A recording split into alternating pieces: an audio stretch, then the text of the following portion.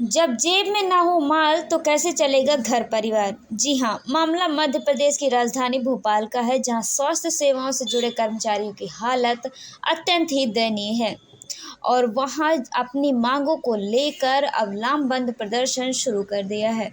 JP अस्पताल में outsource कर्मचारी को लगभग 3 माह से वेतन नहीं दिया जा रहा है, जिसके चलते अब कर्मचारियों की समस्या बढ़ती नजर आ रही है। कर्मचारियों का कहना है कि अब हमारे पास गाड़ी में पेट्रोल भराने को भी पैसे नहीं हैं। बच्चों के स्कूल में फीस भी मांगी जा रही है, मगर वेतन न मिलने के कारण हम उसे भी नहीं दे पा रहे, जिससे बच्चों की शिक्षा में भी खतरा दिख रहा है। आउटसोर्स कर्मचारियों की मांग है कि जल्द से जल्द वेतन दें। से जो जुड़े हुए विंग हैं उनकी सेवाएं चाहे वार्ड बॉय की हों, चाहे वो अन्य टेक्निकल स्टाफ हों जो आउटसोर्सिंग ठेकेदार के माध्यम से काम करते हैं, उन आपातकालीन सेवाओं में कार्यरत आउटसोर्स कर्मियों का वेतन हर माह एक सुनिश्चित तारीख को होना चाहिए। अगर इसके बाद उसमें विलंब किया जाता है तो उसमें श्रम आयुक्त के नियमों के अनुसार ये प्रावधान है कि उन पर पेनल्टी लगाई जाए, जुर्माना किया जाए और उनको सज़ा का प्रावधान है। क्योंकि जेपी हॉस्पिटल में काफ़ी टाइम से जो आउटसोर्स के कर्मचारी लगभग 90 की तादाद में अलग अलग पदों पर हैं, उनको वेतन का भुगतान कार्य करने के बावजूद भी नहीं किया गया है और इसमें बराबर हीला हवाला किया जा रहा है। हमने आग्रह किया है कि भाई इनका वेतन जो पेंडिंग है वो तत्काल दिया जाए।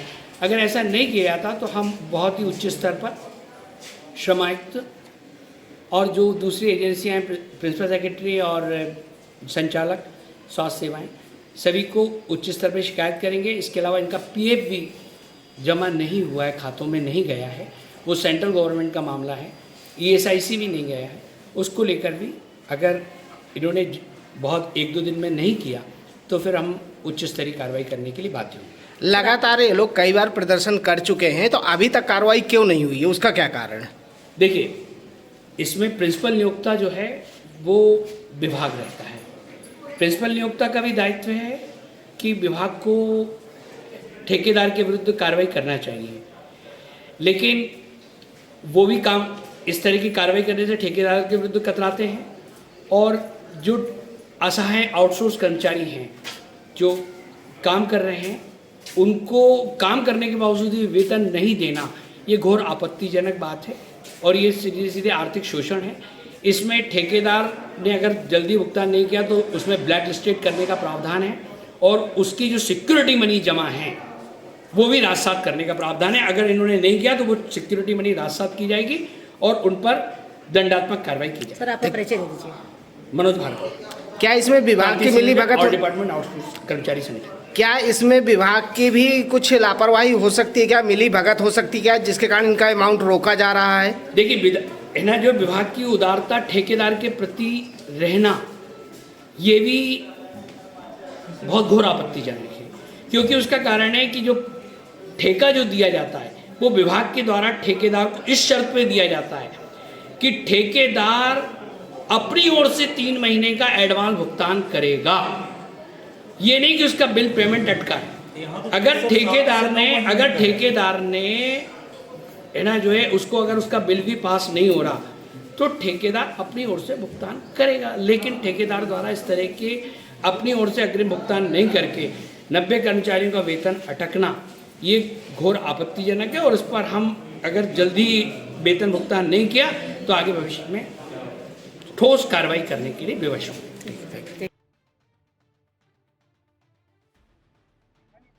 29 अक्टूबर को आया तो मेरा पेमेंट उसके बाद नहीं आया। एंट्री करा कर बार बार मांगते हैं, मैं एंट्री करा कर देती हूँ और घर में भी ऐसे बोल देते, कोई आता है बोलने कि उनका पेमेंट तो हो चुका है, सिर्फ 1 महीने का बचा है। मेरे घर में भी झगड़ा हो जाता है कि पेमेंट आ गया है। वेतन मांगो तो नौकरी से निकालने की। किसने बोला था कि पेमेंट आ गया आपके घर वाले? ये सिर्फ त्रिपाठी ने। त्रिपाठी जी ने बोला था। हाँ। फिर क्या पेमेंट आपने उसका प्रूफ फिर दिया एंट्री में उनको? करवा कर लेके आई थी, उस दिन मैं बता भी रही थी, एक दिन आई थी एंट्री करा कर बताने, तो कहते मेरा एग्जाम है तो मैं अभी नहीं देख रहा हूँ, बाद में फिर करवा के लाना, फिर दिखाना। लगभग कितने माह से वेतन आपका रुका हुआ है? मेरा सिर्फ उसका जून जुलाई का इकट्ठा आ गया था, फिर अगस्त और सितंबर का अक्टूबर में आ गया था, उसके बाद नहीं आया है।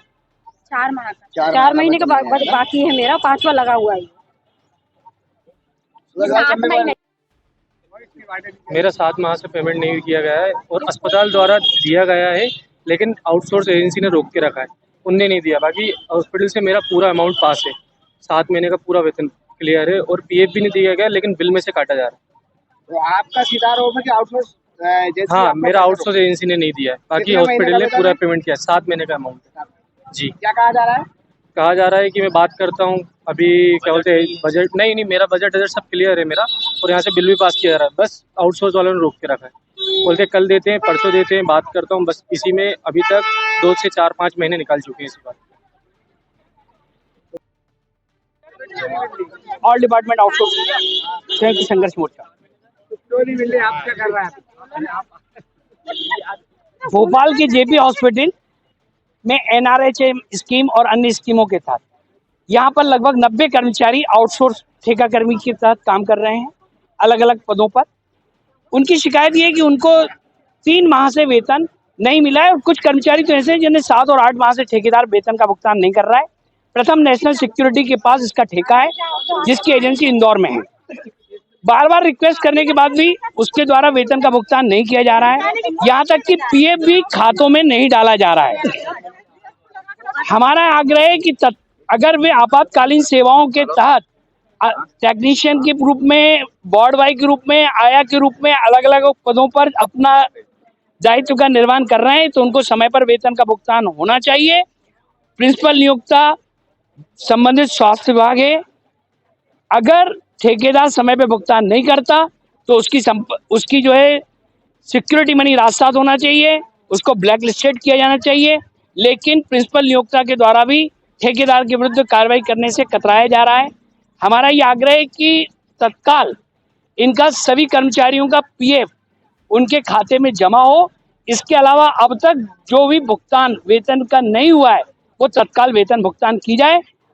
और इस जो ठेकेदार ने न्यूनतम वेतन अधिनियम 1948 की धारा के तहत प्रावधान है कि अगर समय पे भुगतान नहीं करता तो उस पर दंडात्मक कार्रवाई और कानूनी कार्रवाई करके उस पर जो है, आपका पेमेंट नहीं हुआ था? अगर नहीं किया तो प्रिंसिपल सेक्रेटरी, संचालक स्वास्थ्य सेवाएं, श्रमायुक्त और उच्च स्तरीय अधिकारियों पर को हम शिकायत करेंगे और जल्दी करवाने और उसकी जो सिक्योरिटी मनी है उसको राजसात करवाने की कार्रवाई हम जल्दी ही करवाएंगे। सर ये पहले से ब्लैकलिस्टेड है, पहले से ब्लैकलिस्टेड होने के बाद दोबारा करवा देंगे।